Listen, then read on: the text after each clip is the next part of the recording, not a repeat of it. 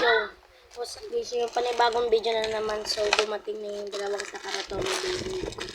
Ngayon na yung sa atin ay si Racing Ragnarok at saka si Alter Chronos. Ngayon, tingnan. Buksan natin.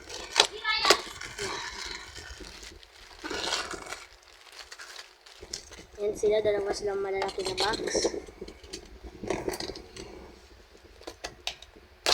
Yan, parang yung package, okay naman yung pag-package. Parang ano naman, safe as it sounds. Titignan natin kung sino atay na dito una. Si Alter Chronos. Ayan guys, si Alter Chronos. Yan.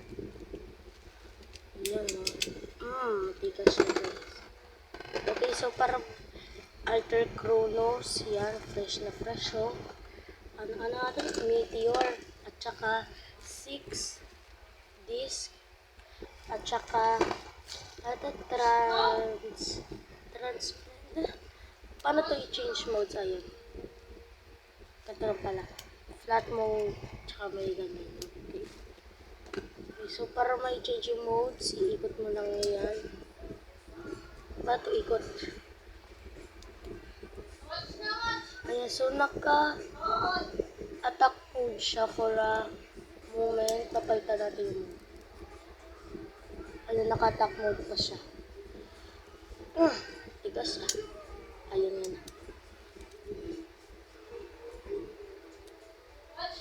Okay, so ngayon naka-super stamina mode na siya. So, wait lang. Yan. Ngayon naka-super stamina mode din siya. Yan. I-click natin lahat. Sheesh! Tignan nyo guys. So, clockwork. Ayun yung ganito. Fresh na fresh oh. Test spin nga muna natin. Ito go.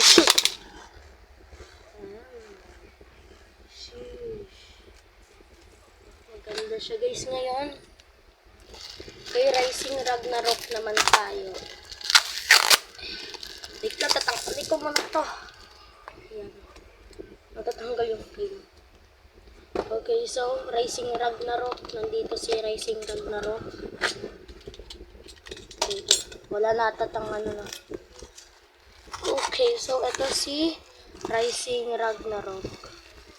Ito talaga yung pinaka-hinahanap ko dati eh. Ayun oh, sira lang yung driver niya. Pero okay lang.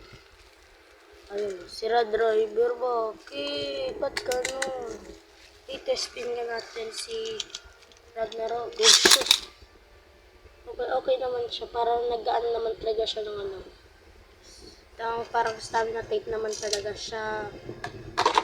Okay, so Ragnarok, Gravity, and ano nito?